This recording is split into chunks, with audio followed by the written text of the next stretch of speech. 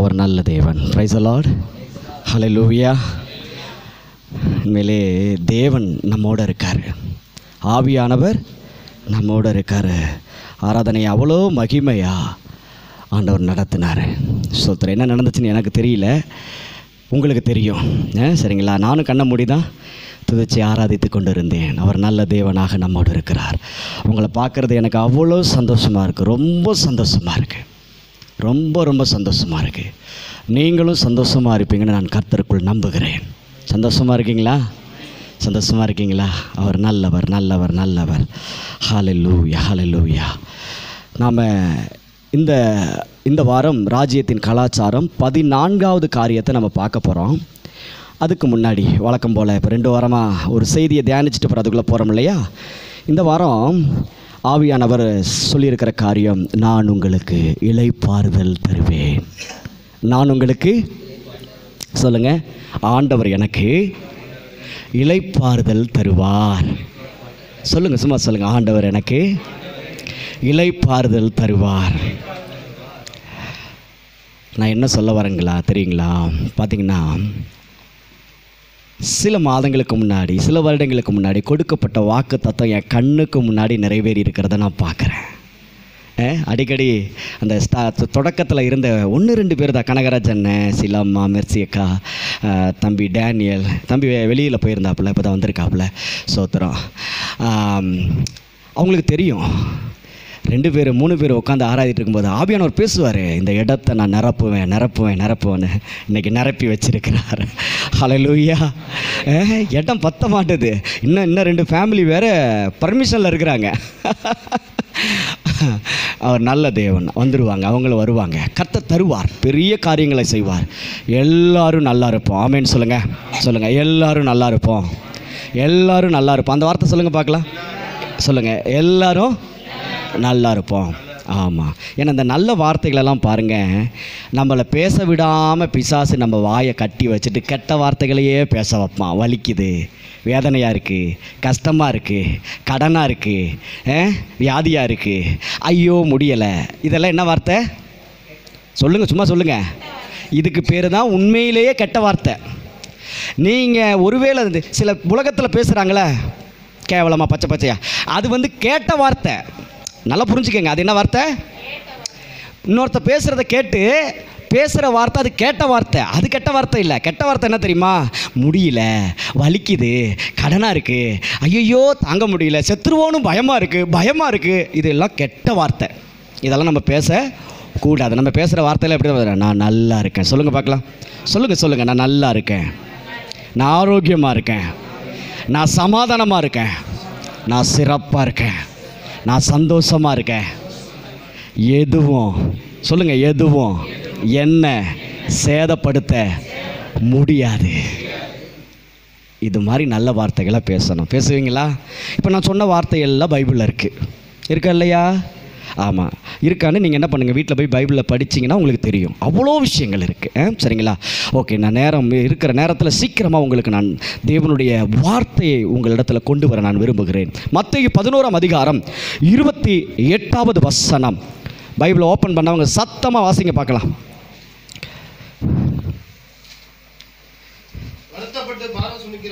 வருத்தப்பட்டு பாரம் சுமக்கிறவர்களே, நீங்கள் எல்லாரும் என்னிடத்தில் வாருங்கள், நான் உங்களுக்கு இளைப்பாறுதல் தருவேன். அல்லேலூயா சொல்லுங்களேன்.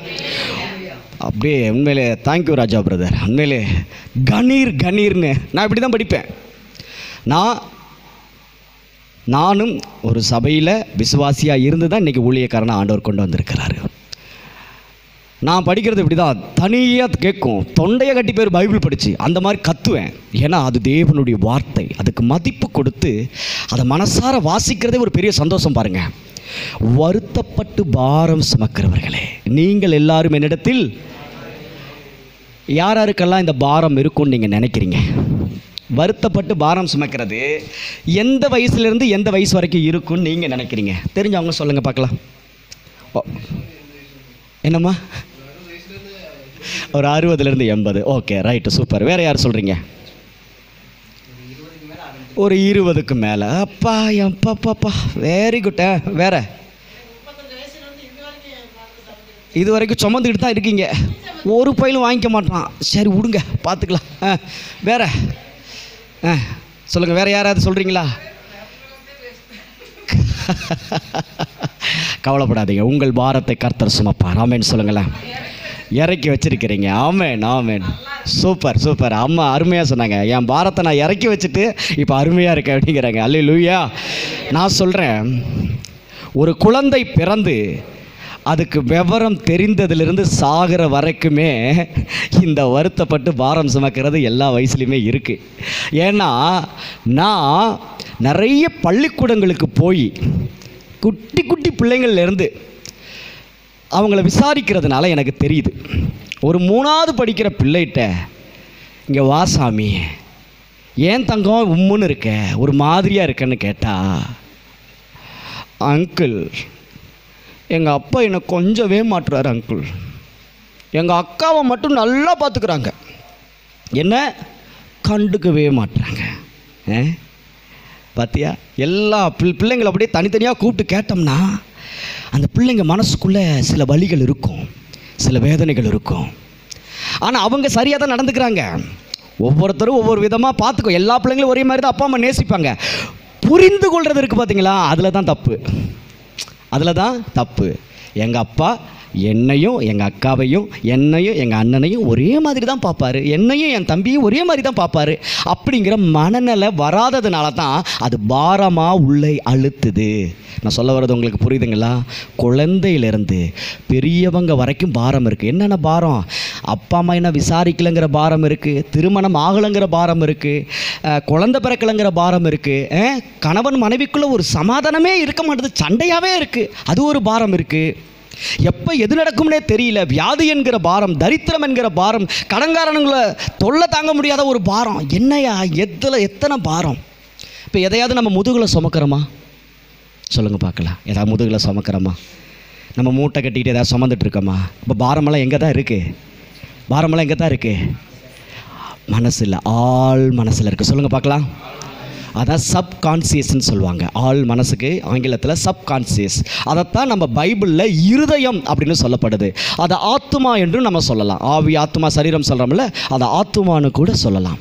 அந்த சப்கான்சியஸ், அந்த ஆள் மனதில் அந்த பாரம் அழுத்தும் பொழுது, வருத்தப்பட்டு பாரம் சுமக்கிறவர்களே அப்படின்னா உன் மனசில், ஆள் மனதில் கஷ்டத்தோட, சங்கட்டத்தோட, வேதனையோட கலங்கி போய் நிற்கிற என் மகனே, என் மகளே, என்னிடத்தில் வாருங்கள் அப்படி கூப்பிட்றாரு அப்பா. நான் சொல்கிறது புரியுதுங்களா? மனசுக்குள்ளே பாரம் இருக்கா இல்லையா? இப்போ இறங்கியிருக்கோம், கண்டிப்பாக இறங்கியிருக்கோம். இன்னும் எங்கேயாவது ஓரமாக ஒட்டிக்கிட்டு இருந்துச்சுன்னா அதுக்கு நான் வழியை சொல்லிடுறேன். ஃபஸ்ட்டு ஒரு 75 கிலோ அரிசி மூட்டை அளவுக்கு வெயிட் இருந்துச்சுன்னா இப்போ எல்லாம் குறைஞ்சி ஒரு 10 கிலோ பாக்கெட் அரிசி மாதிரி கொஞ்சம் வெயிட் இருக்குன்னா இப்போ அதையும் குறைச்சி 0% மாற்ற போகிறாரு ஆவியானவர். ஆமேன்னு சொல்லுங்களேன். ப்ரைஸ் லார்ட் சொல்லுங்களேன். ஏன்னா எங்கேயாவது ஒரு ஓரமாக லைட்டாக ஒரு பாரம் ஒட்டிக்கிட்டு இருக்குன்னா இன்றைக்கி அந்த பாரத்தை இறக்கி வச்சுட்டு நீங்கள் போக போகிறீங்க. Praise lord. வருத்தப்பட்டு பாரம் சுமக்கிறவர்களை, என்ன வேணாலும் உங்கள் மனசில் பாரம் இருக்கட்டும், எவ்வளோ பெரிய கவலையாக இருக்கட்டும், அதை உங்களிடத்துலேருந்து எடுத்துக்கொள்வதற்கு அவர் தயாராக இருக்கிறார். Price the Lord. அவர் சொன்ன விஷயம் என்ன? நீங்கள் எல்லோரும் என்னிடத்தில் வாருங்கள். யார் கூப்பிட்றா? ஆண்டவர் கூப்பிட்றாரு, இயேசு கூப்பிட்றாரு. நீங்கள் எல்லோரும் என்கிட்ட வாங்க, என்கிட்ட வாங்க, என்கிட்ட வாங்க. ஏன் கூப்பிட்றாரு தெரியுமா?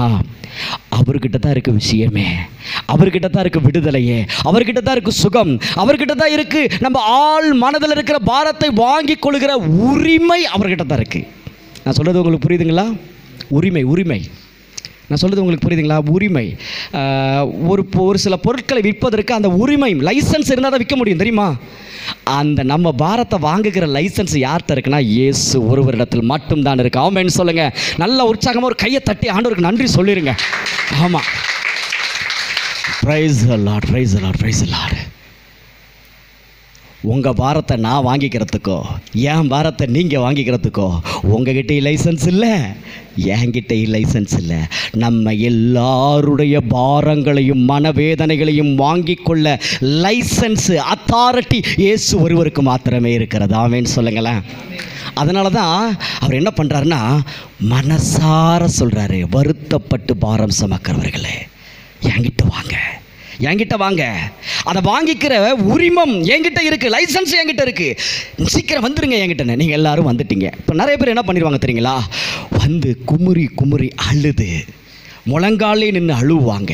சில பேர் உருண்டு பெறலுவாங்க. ஆலயத்தில் பார்த்தீங்கன்னா அழுது தன்னுடைய கவலை எல்லாத்தையும் ஆண்டவர்கிட்ட சொல்லுவாங்க. ஆனாலும் லேசாக எங்கேயோ ஒட்டிகிட்டு இருக்கோம். அப்பப்போ கொஞ்சம் வருத்தம் இருக்கும், அப்பப்போ கொஞ்சம் பயம் இருக்கும், அப்பப்போ கொஞ்சம் வலிக்கும், அப்பப்போ திடீர்னு 2 சொட்டு கண்ணீர் வரும். ஏன் அப்படின்னா ஆள் மனதில் இங்கே எங்கேயோ பிசுறு ஒட்டிக்கிட்டு இருக்கு. Price the Lord. எங்கேயோ ஆள் மனசில் ஒரு ஓரமாக பிசுறு மாதிரி அந்த பாரம் இருக்குது. இந்த பாத்திரம் கழுவும் போது சுத்தமாக கழுவுலன்னா பார்த்துருக்கீங்களா, அங்கங்கே திப்பு திப்பா ஒட்டி இருக்கும், பார்த்துருக்கீங்களா? ஆமாம். அதுபோல் கொடுக்கும் பொழுது நாம் கொடுத்துட்டோன்னு நினைப்போம். ஆனால் நாம் என்ன பண்ணல, முழுசாக இறக்கி வைக்கல. இந்த தர்மம் போடும்போது பார்த்துருக்கீங்களா, அரிசி கொடுங்க ஏதாவது கேட்டு வராங்க, நம்ம என்ன பண்ணுவாங்க, எனக்கு அந்த கிராமங்களில் நான் பார்த்துருக்கேன், அரிசி கொண்டு போய் இந்த படியில் கொண்டு போய் தர்மத்தை போடுவாங்க. போட்டுட்டு 2 அரிசியை எடுத்து படியில் போட்டுக்குவாங்க. பார்த்துருக்கீங்களா? வெறும்படியாக வந்துடக்கூடாதான், இல்லைனா வெறுமையாக போயிடுவாங்களா. அப்பா இல்லைனா மட்டும் மாட மாளிகையில் எத்தனை பேர் அப்படி இருக்காங்க. அது மூட நம்பிக்கைக்கு ஒரு அளவே இல்லை. இறைக்கிற கிணறு தான் சுரக்கும். இது நிறைய பேருக்கு தெரியல. இருக்கிறத நீ ஜீவனத்துக்கு வைத்திருந்த 2 காசை கொண்டு போய் ஒரு ஏழை விதவைன்னா இப்போ யாருமே இல்லை அந்த அம்மாவுக்கு வேற, 2 காசை கொண்டு போய் காணிக்கப்பட்டியில் போட்டா. ஆண்டவர் சொன்னார், அள்ளி கொண்டு வந்து கொட்டுறவனை விட சொத்துக்கு வச்சிருக்கிறத கொண்டு வந்து மனசார கர்த்தருக்கு கொடுத்தா பாரு, இவ தாயா சரின்னு சொன்னார் ஆண்டவர். பிரைஸ் தி லார்ட் சொல்லுங்களேன். அவர் ஆண்டவர் சும்மா விட்டுருவாரா? நிறைவாய் ஆசீர்வதிப்பார். ஆமென் சொல்லுங்களேன். பிரைஸ் தி லார்ட் சொல்லுங்களேன். நான் இது எதுக்கு சொல்ல வரேன்னா, அந்த படிக்காக சொன்ன இந்த வார்த்தையை, அரிசியை போட்டு அதில் 2 அரிசி எடுத்து, அந்த மாதிரி தான் இன்றைக்கி நம்ம என்ன பண்ணுறோம் தெரியுமா, ஆண்டவர்கிட்ட கொண்டு வந்து பாரத்தை இறக்கி வைக்கிறோன்னு, அப்பா ஆண்டவரே தாங்க முடியல, சீக்கிரம் பிடிச்சிக்கங்க, பொத்துன்னு காலில் கூட போட்டுறீங்க. பாவம் ஆண்டவர் இப்படி வேலை என்ன பண்ணுறாரு, தள்ளிக்கிறாரு பின்னாடி. என்னடா அதுக்காண்டி இப்படியா, கொஞ்சம் பொறுமையாக இறக்கி வைக்கக்கூடாது, இவ்வளோ வேகமாக போடுற அப்படிங்க. நான் ஒரு யதார்த்தமாக உங்களுக்கு புரியணுங்கிறதுக்காண்டி சொல்லிட்டு இருக்கேன். அப்போ பாரத்தை அவ்வளோ சீக்கிரம் ஆண்டவர்கிட்ட கொடுத்துட்டு என்ன பண்ணுறான், ஆண்டவரே பாரத்தை தூக்கியே பழகிட்டேன், கொஞ்சம் எடுத்துக்கிறேன் அப்படின்னு சொல்லிட்டு என்ன பண்ணுறது, கொஞ்சம் எடுத்துக்கிட்டு கிளம்புறது. இறக்கி வைக்கத்தானே வந்தேன், அதில் ஏன் கொஞ்சம் எடுத்துகிட்டு போகிறேன்? புரியுதுங்களா இல்லையா? நிறைய பேர் நமக்கே தெரியாமல் பாரம் உள்ள இருக்குது. அது என்னன்னு நான் உங்களுக்கு இப்போ தெளிவாக சொல்கிறேன். இப்போ வருத்தப்பட்டு பாரம் சுமக்கிறோம், நம்ம மனசில் இருக்க எல்லாத்தையும் ஆண்டவர்கிட்ட சொல்கிறோம், அழுகுறோம், புலம்புறோம், எல்லாம் இறங்கிடுது. ஆனாலும் கொஞ்சம் உள்ளே இருக்குது. அதை எல்லாம் சரி பண்ணுறதுக்கு என்ன வழி? ஏன்னா இந்த வார்த்தையை சரியாக புரிந்து கொண்டால் சரியாக நம்ம வாழ்க்கையில் சிறப்புமிக்க ஒரு வாழ்க்கை வாழ முடியும். ஏன் என்னிடத்தில் வாருங்கள் சொல்கிறார் தெரியுமா? இயேசு என்கிறவர் யாருன்னு அடிக்கடி டெய்லியும் உங்கள் வாட்ஸ்அப்புக்கு அனுப்புகிற சத்தியத்தில் நான் சொல்லிக்கிட்டு இருக்கேன். இயேசு என்பவர் வார்த்தை. சொல்லுங்கள் பார்க்கலாம். வார்த்தை மனு உருவானார் அப்படின்னு பொதுமொழி பெயர்ப்பில் இருக்குது. வார்த்தை மாம்சமானதுன்னு நம்ம பைபிளில் இருக்குது. வார்த்தை தான் உருவமாக வந்தது இந்த உலகத்திலே. நல்லா கவனமாக கவனிச்சுக்கணும். வார்த்தை, சரிங்களா? வார்த்தை. அப்போ இயேசு என்றாலே எதுதான்? பைபிளில் சொல்லப்படுகிற ஒவ்வொரு நல்ல வார்த்தைகளும் இயேசு தான். புரியுதுங்களா? வார்த்தை. அதனால தான் சொல்லுவாங்க, ரொம்ப கஷ்டத்தில் இருந்தோம் பாஸ்டர், நீங்கள் பேசின வார்த்தையை கேட்கும்போது என் பாரமெல்லாம் போயிருச்சு. ஏன் தெரியுமா? நான் ஒரு சாதாரண மனிதன், தேவனுடைய ஊழியக்காரன். நான் பேசின வார்த்தை இருக்குதுல்ல, அது இயேசு. நான் இயேசுவை என் வாயை திறந்து நான் என்ன பண்ணுறேன், பேசுகிறேன். அந்த இயேசு உங்களை ஆறுதல் படுத்துகிறார், தேற்றுகிறார். புரியுதுங்களா? அப்போ வருத்தப்பட்டு பாரம் என்னிடத்தில் வாருங்கள்னா, வார்த்தை என்னிடத்தில் வாருங்கள், உட்காருங்க, வார்த்தையை கேளுங்க, வார்த்தை என்ன சொல்லுதோ அதை செய்யுங்க. வார்த்தை என்ன சொல்லுதோ அதை செய்யுங்க. வார்த்தை என்னெல்லாம் சொல்லுது உங்களுக்கு? இப்போ ராஜ்யத்தின் கலாச்சாரம் 14க்கு வந்துட்டோம். 13 வரைக்கும் நிறைய உங்களுக்கு சொல்லிக் கொடுத்தேன். என்னென்னலாம் சொல்லியிருக்கு உங்களுக்கு தெரிஞ்சதை சொல்லுங்கள் பார்க்கலாம். வார்த்தை என்னெல்லாம் உங்களுக்கு சொல்லி கொடுத்துருக்கு? வார்த்தை உங்களை சபிக்கிறவர்களை ஆசீர்வதிங்கள்னு சொன்னிச்சு. யாராவது செஞ்சீங்களா? செஞ்சுருக்கீங்களா? செஞ்சீங்கன்னா ரொம்ப சந்தோஷம். செய்யலைன்னா போய் செய்யுங்க. சொல்ல புரியுதுங்களா? செய்யலைன்னா போய் செய்யணும். சபிக்கிறவங்கள, புரியுதுங்களா, நீ உருப்படவே மாட்ட, நீ விளங்கவே மாட்டேன்னு யாராவது சொன்னாங்கன்னா மனசார கண்ண மூடி அவங்க நல்லா இருக்கும் ஆண்டவரே, அவங்க சிறப்பாக இருக்கும் ஆண்டவரே, அவங்க ஆரோக்கியமாக இருக்கும் ஆண்டவரே, அவங்களுக்கு ஒரு கேடு வரக்கூடாது, ஆசீர்வதிங்க. என்னங்க சொல்கிறீங்க, நாங்கள் திட்டினவனையே சும்மா விட மாட்டோம், நீங்கள் சபிக்கிறவங்கள போய் ஆசீர்வதிக்க சொல்கிறீங்க? அப்படி சொன்னால் ஒன்றும் பண்ண முடியாது. அப்புறம் அந்த அங்கே ஓரமாக ஒட்டிகிட்டு இருக்குல்ல, அதெல்லாம் போகாது. போகணுமா வேண்டாமா? நிம்மதியாக இருக்கணுமா வேண்டாமா? அப்போ வார்த்தைக்கு கீழ்ப்படியும் பொழுது பாருங்கள், நமக்கான ஆசீர்வாத கதவுகள் ஒன்றும் இல்லை, நிறைய இருக்குது. ஆசீர்வாதம்னா நிறைய பேர் என்ன நினச்சிட்டு இருக்காங்க, பணம் மட்டுமே நினைக்கிறாங்க. ஆசீர்வாதம் என்பது சுகம். என்னங்க? சுகம், ஆரோக்கியம். ஆசீர்வாதம் என்பது ஆரோக்கியம், சந்தோஷமாக இருக்கிறது ஆசீர்வாதங்க. ஏங்க நிறைய பேருக்கு சந்தோஷம்னா என்னன்னே தெரிய மாட்டுது. சந்தோஷமாக இருக்கிறது ஆசீர்வாதம், சரிங்களா? அடுத்து கணவன் மனைவிக்குள்ள ஒரு சமாதானமாக விட்டு கொடுத்து புரிந்து கொள்வது இருக்குது பார்த்தீங்களா, அது ஆசீர்வாதம். பிள்ளைங்க சொல்கிற பேச்செல்லாம் கேட்குதுன்னு வச்சுக்கோங்களேன், அது பெரிய ஆசீர்வாதம். என் பிள்ளை சொல்கிற பேச்செல்லாம் கேட்குதுயா, அது எவ்வளோ பெரிய சந்தோஷத்தை கொடுக்குது, ஆசீர்வாதமா இல்லையா? திருமணமான உடனேயே அந்த பிள்ளைங்களுக்கு நல்ல பேர பிள்ளைகளை, குழந்தைகளெல்லாம் நம்ம பிறக்கிறதெல்லாம் அது ஆசீர்வாதம். புரியுதுங்களா இல்லைங்களா? சரியான நேரத்துக்கு ஏஜ் அட்டன் பண்ணுறாங்களா, ஆசீர்வாதம். நல்ல மாப்பிள்ளை கிடைக்குதா, ஆசீர்வாதம். நல்ல பொண்ணு கிடைக்குதா, ஆசீர்வாதம். நான் சொல்கிறதெல்லாம் புரியுதுங்களா உங்களுக்கு? உங்களுக்கு நல்ல சாப்பாடு கிடைக்குதா, ஆசீர்வாதம். நல்ல குழம்பு ருசியாக உங்களுக்கு உணவு கிடைக்குதுன்னா ஆசீர்வாதம். ஆமாம், அதுவும் ருசியே இல்லாமல் செஞ்சாலும் அதை ருசித்து சாப்பிட்றீங்க பார்த்தீங்களா, அது பெரிய ஆசீர்வாதங்க. ஆமாம், சோத்திரம், அல்லேலூயா சொல்லுங்களேன். நல்ல ட்ரெஸ்ஸு கிடைக்குதா, ஆசீர்வாதம். ஆசீர்வாதம்னா இது தாங்க.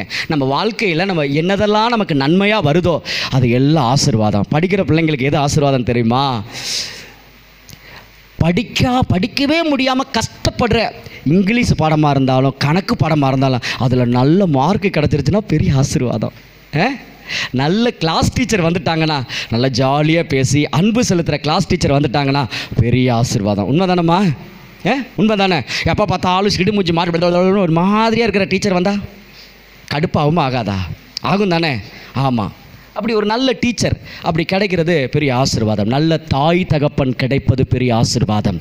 எதுவாக இருந்தாலும் தாங்கிக்கிட்டு விடு, நான் கூட இருக்கிறேன், உன் பக்கத்தில் இருக்கிறேன்னு சொல்லி உன்னோட தோள் கொடுத்து நிற்கிறாங்களே உன் தாய் தகப்பன், அது நல்ல ஆசீர்வாதம். நான் ஆனந்த பிரதர் வாழ்க்கையில் நான் பார்க்குறேன். இவ்வளோ வயசில் அவங்க தகப்பனும் தாயும் என் இடத்துல தனிப்பட்ட முறையில் பேசும்போது அவர் மேலே அவ்வளோ அம்மா மாரியம்மா அம்மா என்கிட்ட பேசும்போது, நான் இனிமேல் மாரியம்மான்னு சொல்லல, மேரியம்மா. ஆமாம், சோத்திரம். அவங்க பேசும்போது அந்த பிள்ளைங்கள் மேலே ஏங்க அந்த அன்பு இருக்குது பாருங்க, அது மிகப்பெரிய ஆசீர்வாதங்க. நம் மீது தாய் தகப்பன் காட்டுகிற அன்பு பெரிய ஆசீர்வாதம். உண்மையான பாசம் கிடைக்காம எத்தனை பேர் ஏங்கிட்டு இருக்காங்க தெரியுங்களா? இங்கேயும் தாய் தகப்பன் இல்லாதவர்கள் இருக்கிறார்கள். அவங்கள்ட்ட கேட்டு பாருங்கள், அந்த வழி என்னன்னு தெரியும். அவ்வளோ ஏங்கி அவ்வளோ தவிக்கிறார்கள். ஸ்தோத்திரம், பிரைஸ் லார்ட் சொல்லுங்களேன். இப்போ சொல்லுங்கள், நமக்கு ஆசீர்வாதம் இருக்கா இல்லையா? இருக்கா இல்லையா? எங்கேயோ ஒரு இடத்துல குறைவுபட்டால் நான் சொல்கிறத நீங்கள் கடைப்பிடிச்சிங்கன்னா அந்த கதவுகள் எல்லாம் திறக்கும். இப்போ நான் சொல்கிற ஒவ்வொன்றுமே ஆசீர்வாதம். ஒவ்வொன்றுக்கும் ஒரு கதவு இருக்குது. அப்போ ஒவ்வொன்றும் நம்ம வாழ்க்கையில் வரணும்னா எங்கேயோ ஒரு இடத்துல லைட்டாக இந்த கேஸ் ஸ்டவ் பார்த்துருக்கீங்களா? கேஸ் ஸ்டவ் அதில் நிறைய ஓட்டை இருக்கும் பார்த்துருக்கீங்களா? பர்னரில் ஓட்டை இருக்கும் தெரியுமா? இப்போ அந்த ஓட்டை வழியாக கேஸ் வருதுல, அது போல தான் ஆசீர்வாதம் அந்த ஹோல்ஸ் வழியாக வரது போல் பல கதவுகள் வழியாக நமக்கு ஆசீர்வாதங்கள் வரும். இப்போ அதில் ஒரு ஓட்டை 2 ஓட்டை அடைக்கப்பட்டுச்சுன்னா எப்படி இருக்கும்? அது வழியாக கேஸு வராது. சில நேரத்தில் சவுண்டு வரும் பார்த்துருக்கீங்களா இல்லையா? ஆமாம். அப்போ அந்த ஓட்டையை ஓப்பன் ஆகணுன்னே நல்லா அது வழியாக கேஸு வெளியில் வரும். அதே போல் தான் நமக்கான கதவுகள் எங்கேயாவது ஒரு ஓரத்தில் அடப்பட்டு இருந்துச்சுன்னா, அதுவும் திறந்துருச்சுன்னா, இந்த ஓரமாக ஒட்டிகிட்டு இருக்கு பார்த்தீங்களா, அது எல்லாம் நம்மளை விட்டு தூரமாக போயிடும். ஹல்லேலூயா சொல்லுங்களேன், பிரைஸ் லார்ட் சொல்லுங்களேன். அப்போ அந்த கதவு எப்படி திறக்கிறது அப்படின்னா, சபிக்கிறவங்களை ஆசீர்வதிங்க. நீங்கள் சத்தியத்தை கேட்டிங்கன்னா அதை பழகுங்க, செய்யுங்க. நீங்கள் தப்பு செஞ்சிட்டிங்கன்னா போய் மன்னிப்பு கேட்டுருங்க. ஒருவேளை உங்களை யாராவது காயப்படுத்துது, அவங்கள மன்னிச்சிருங்கன்னு ஒரு சத்தியத்தை கேட்குறீங்கன்னு வச்சுக்கோங்களேன். மன்னிக்கணும். சொல்லுங்கள், என்ன சொல்லுங்கள்? மன்னிக்கணும். ஸ்தோத்திரம். அப்புறம் வேறு என்ன சத்தியம் கேட்டீங்க? என்ன கேட்டீங்க?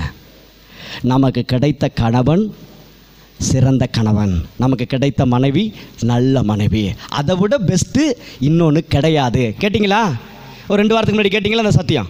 இப்போ அதை நீங்கள் ஃபாலோ பண்ணிங்கன்னா என்ன ஆகும்? அதற்கான கதவுகள் திறக்கப்படும். குடும்பத்தில் சந்தோஷம் என்கிற கதவு திறந்துடும். நான் சொல்கிறது புரியுதுங்களா? அதே போல் பெற்றோர்களே, பிள்ளைகளை கோபப்படுத்தாதீங்க, பிள்ளைங்களை டென்ஷன் பண்ணாதீங்க. ஓயாமல் நை நை நை நைன்னு பேசி காயப்படுத்தாதீங்க. அவங்களுக்கும் மனசு இருக்குது, அவங்களுக்கும் வலிக்கும் அப்படின்னு சத்தியத்தை கேட்டிருக்கீங்களா இல்லையா? கேட்குறீங்களா இல்லையா? அப்போ கேட்டால் என்ன பண்ணணும்? அதை ஃபாலோ பண்ணணும். சொல்லுங்கள், ஃபாலோ பண்ணணும், கை கொள்ளணும். கோவப்படும் போது ஃபோன் பண்ணி சொல்கிறாங்க, வெளியில் இருந்து சொல்கிறாங்க, ஐயா உங்கள் செய்தி யாரோ ஒருத்தர் மூலியமாக எனக்கு வந்துச்சு, கேட்டேன். ஒரு நாள் பிள்ளைங்களை குறித்து பேசினதை அதை கேட்டுட்டு அவங்க சொல்கிறாங்க, அன்னையிலேருந்து என் பையனை நான் திட்டுறதே இல்லை, அன்பாக சொல்லிகிட்டு இருக்கேன், அவனும் சொல்கிறதெல்லாம் கேட்குறான். கதவு திறந்துருச்சா? தேவையில்லாமல் என்ன பண்ணக்கூடாது? திட்டக்கூடாது. இப்படி ஒவ்வொரு சத்தியங்கள் அதே போல் தான் எல்லாமே. எல்லா விதமான சத்தியத்தை நீங்கள் கேட்குறீங்கல்ல, வார்த்தை. அப்போ வார்த்தைனா யார் தான்? சத்தியம்னா யார் தான்? இயேசு. சொல்லுங்கள், சத்தியம்னா யார் தான்? இயேசு. இயேசுவை நீங்கள் உள்வாங்கிக் கொண்டு நீங்கள் இயேசுவுக்கு இடம் கொடுத்து அந்த வார்த்தைக்கு கீழ்ப்படிந்து நீங்கள் உண்மையும் உத்தமமாக இயேசப்பா வார்த்தையை கைக்கொள்ளும் பொழுது உங்களுக்கான எல்லா கதவுகளும் திறக்கப்படும். ஆமேன்னு சொல்லுங்களேன். எல்லா கதவுகளும் திறக்கப்பட்டுருங்க. ஆமாங்க, ஒவ்வொருத்தருக்கும் ஒவ்வொரு விதமான கதவுகள்.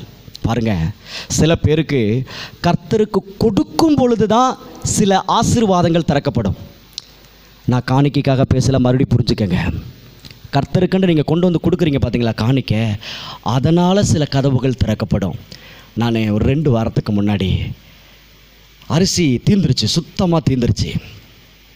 நான் ஆண்டவர்கிட்ட ஜெபம் பண்ணேன். என் கண்ணுக்கு முன்னாடி ஒரு தாயாரை காட்டினாங்க. அவங்க தனிமையாக இருக்கக்கூடிய ஒரு தாயார். கர்த்தர் மட்டும்தான் அவங்களுக்கு ஆதரவு. அப்போ நான் ஆண்டவர்கிட்ட கேட்குறேன், ஆண்டவரே எனக்கு அரிசி தீர்ந்துருச்சு, நான் அந்த தாயாருக்கு அரிசி வாங்கி கொடுக்குறேன், நீங்கள் எனக்கும் அரிசி வாங்கி கொடுக்கணும் அப்படின்னு சொல்லி ஆண்டவர்கிட்ட நான் உடன்படிக்கை பண்ணுறேன், ஒப்பந்தம் போடுறேன். ஜெபம் பண்ண அன்னைக்கே எனக்கும் அரிசி வாங்கி அவங்களுக்கும் வாங்கி கொடுக்குற அளவுக்கு கர்த்தர் பணத்தை கொடுத்தார். பிரைஸ் தி லார்ட், ஹல்லேலூயா. நான் சொல்கிறது உங்களுக்கு புரியுதுங்களா? அப்போ நீங்கள் கொண்டு வந்து கர்த்தருக்கு கொடுக்குறீங்க பார்த்தீங்களா, நீங்கள் மனசார கொண்டு வந்து கொடுக்குறீங்க பாருங்கள், அதன் நிமித்தம் உங்கள் வாழ்க்கையில் ஆசீர்வாதங்கள் பெருகும். அதனால தான் என்ன சொல்லப்படுது? கொடுங்கள் அப்பொழுது கொடுக்கப்படும். இது எல்லாமே சட்டம். நம்ம ரோட்டில் போகணுன்னா எந்த பக்கம் தான் போகணும்? இடது பக்கமாக தான் போகணும். புரியுதுங்களா?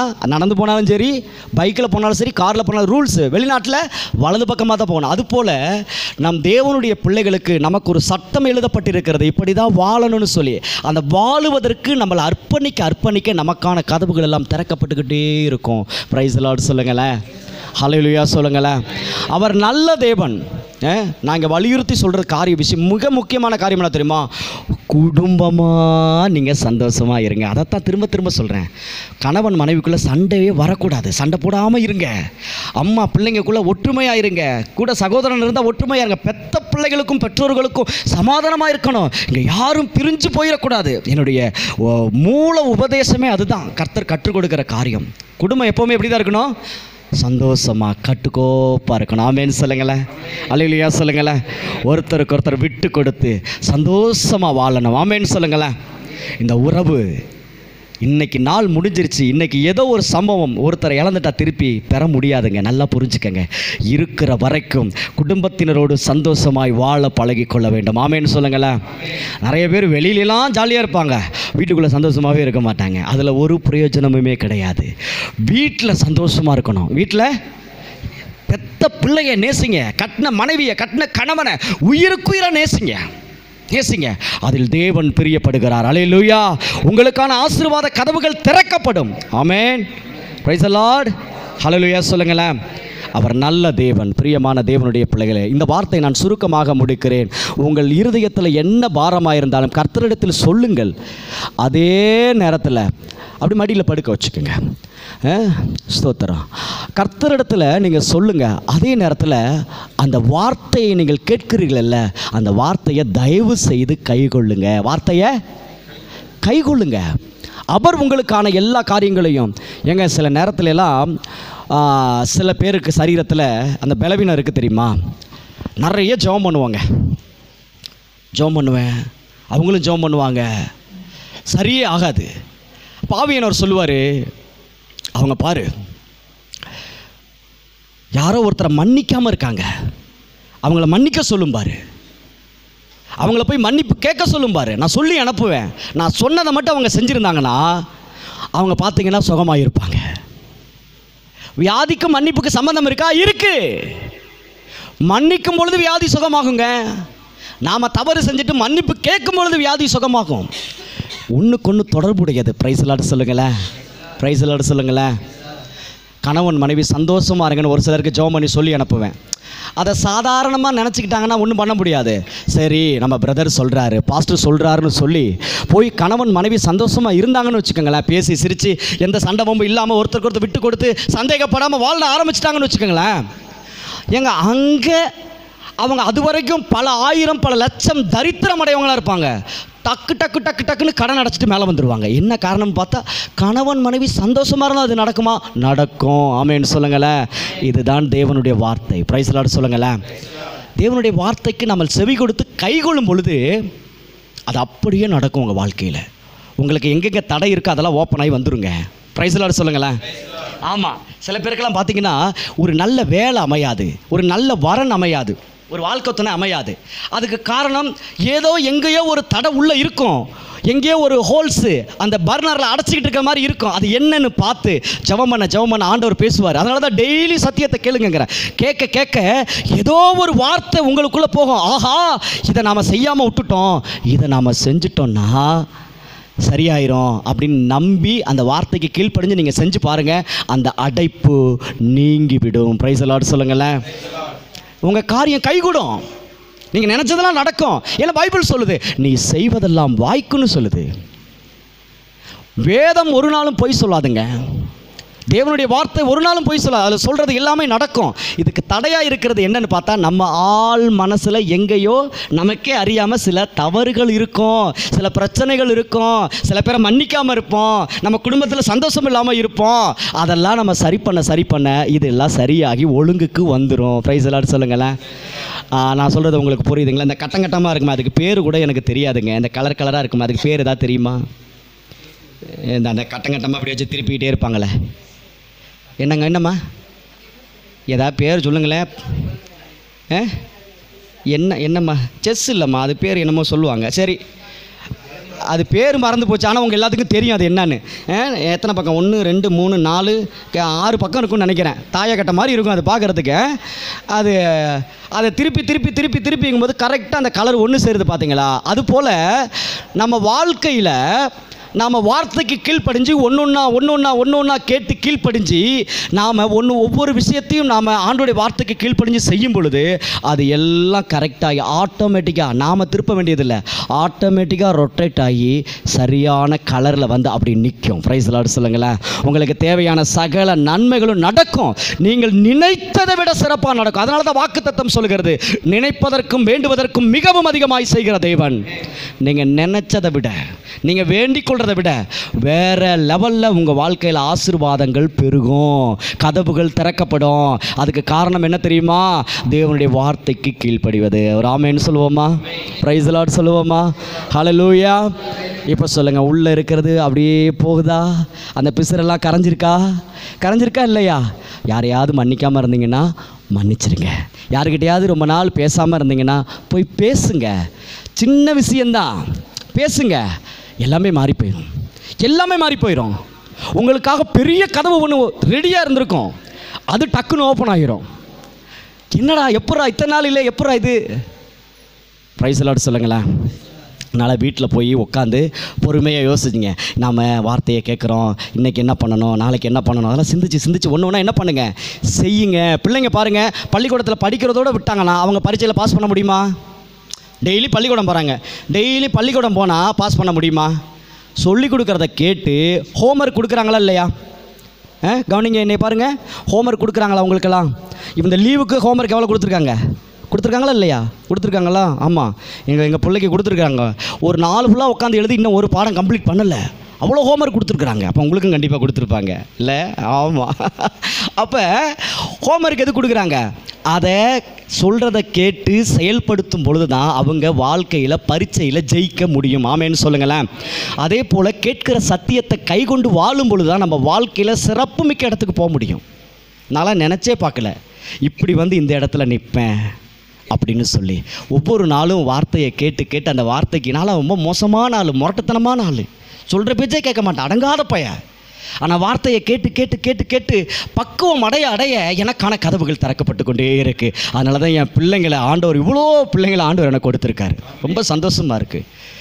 எனக்கு அவ்வளோ சந்தோஷமாக இருக்குது உங்களெல்லாம் பார்க்கும்போது. Praise the lord. ஹல்லேலூயா. வருத்தப்பட்டு பாரம் சுமக்கிறவர்களே, நீங்கள் எல்லாரும் என்னிடத்தில் வாருங்கள், நான் உங்களுக்கு இளைப்பாறுதல் தருவேன். கர்த்தர் தருவார். தந்துட்டாரா? இளைப்பாறுதல் வந்துருச்சா? அதனால் நேரடியாக ஃபோன் பண்ணி கேட்குறவங்கள்ட்ட இப்போ கேட்டு மன்னிப்பு கேட்குறேன்னா கேளுங்க, இல்லைல்ல ஒரு லெட்டர் எழுதி போடுங்க, சங்கடப்பட்டுக்காதீங்க அப்படின்னு சொல்லி ஏதாவது ஒன்று பண்ணுங்கள், ஒப்புரவாயிருங்க. சின்ன விஷயந்தான். ஆமாம், உலகத்தில் இருக்கலாம் மாமியார் மருமகள் சண்டை, கிறிஸ்துவுக்குள்ளே இருக்கிறவங்கள்ட்ட மாமியார் மருமகள் சண்டை இருக்கக்கூடாது. அல்லேலூயா சொல்லுங்களேன். பிரிஞ்சு போகணுங்கிற எண்ணம் உலகத்தில் இருக்கிற கணவன் மனைவிக்கு இருக்கலாம், ஆனால் கிறிஸ்துவுக்குள் வாழுகிற கணவன் மனைவிக்குள் பிரிந்து போகிற என்கிற எண்ணம் வரவே கூடாது. அல்லேலூயா சொல்லுங்களேன். உலகத்தில் இருக்கிறவர்களுக்கு இருக்கலாம், இந்த பிள்ளை விளங்கவே விளங்காது, உருப்படவே உருப்படாதுன்னு தன் பிள்ளைகளை சபிக்கிறவர்களாக இருக்கலாம். ஆனால் கிறிஸ்துவுக்குள் இருக்கக்கூடிய நீங்கள், என் பிள்ளைகள் ஆரோக்கியமானவர்கள், என் பிள்ளைகள் கர்த்தரால் போதிக்கப்பட்டிருக்கிறார்கள், என் பிள்ளைகள் ஒலிவ மர கன்றுகளைப் போல வளருவார்கள், அவங்க நல்லா தான் இருப்பாங்கன்னு சொல்லி நீங்கள் பிள்ளைங்களை வாழ்த்தணும், வளர்க்கணும். பிரைஸ் தி லார்ட் சொல்லுங்களேன். இதுக்கெல்லாம் நீங்கள் கீழ்ப்படிய உங்கள் வாழ்க்கையில் நீங்கள் நினச்சி பார்க்க முடியாத அளவுக்கு உயர்வுக்கு போவீங்க. விசுவாசிக்கிறவங்க சத்தமாக ஆமென் சொல்லுங்கள். Praise the lord. ஹல்லேலூயா. கர்த்தர் நல்லவர். தொடர்ந்தும் கூட அடுத்த சத்தியத்தை நாம் கேட்க போகிறோம்.